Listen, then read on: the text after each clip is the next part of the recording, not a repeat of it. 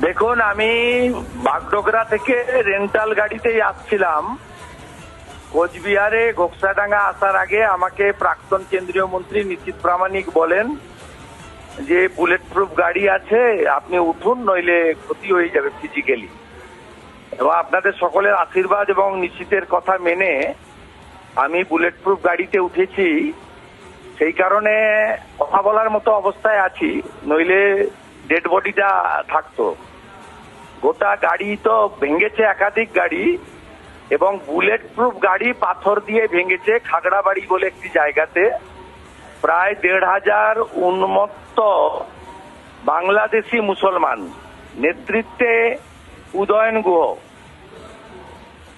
Completely anti national force. এবং আমি আশঙ্কা করে গতকাল মুখ্য সচিব, স্বরাষ্ট্র সচিব, গভর্নর এবং ডিজিপিকে লিখিত জানিয়েছিলাম, তারা কিছু করেননি। এবং জলপাইগুড়ি সার্কিট বেঞ্চের যে নির্দেশ, সেই নির্দেশও এখানকার ভাইপোর যে এসপি ভায়োলেট করেছে। এবং এখানে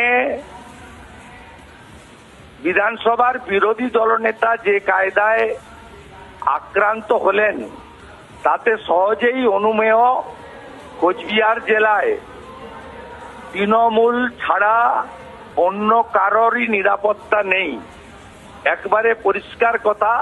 সেই কারণে আমার ৩ কলিগ এমএলএ নিখিল রঞ্জন দে, বরেন বর্মন এবং সুশীল বর্মন সম্পূর্ণ ব্যক্তিগত এবং ধর্মীয় কাজে গিয়ে কখনো মন্দিরে, কখনো রেল স্টেশনে, কখনো কোর্টে আক্রান্ত হয়েছেন।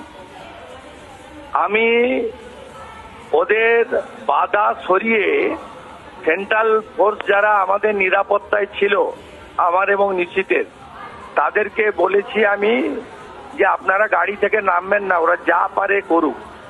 এবং যেভাবে আমার পাশের কাঁচটায় বাঁশ নয়, মোটা মোটা কাঠের বাটাম, যেগুলো লাগলে কোনো মানুষ বাঁচতে পারে না, সেগুলো দিয়ে ধপাধপ মেরেছে।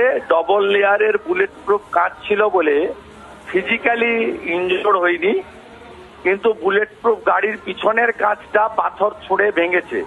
উদয়ন গুহর নেতৃত্বে হয়েছে। এই উদয়ন গুহ পোস্টপল ভায়োলেন্সে কোচবিহার জেলায় ২০২১ সালে একাধিক বিজেপি কর্মী, হিন্দু মানুষকে খুন করার দায়ে অভিযুক্ত। এই উদয়ন গুহকে এনএইচআরসি কলকাতা হাইকোর্টে নটোরিয়াস ক্রিমিনাল বলে ঘোষণা করেছিল।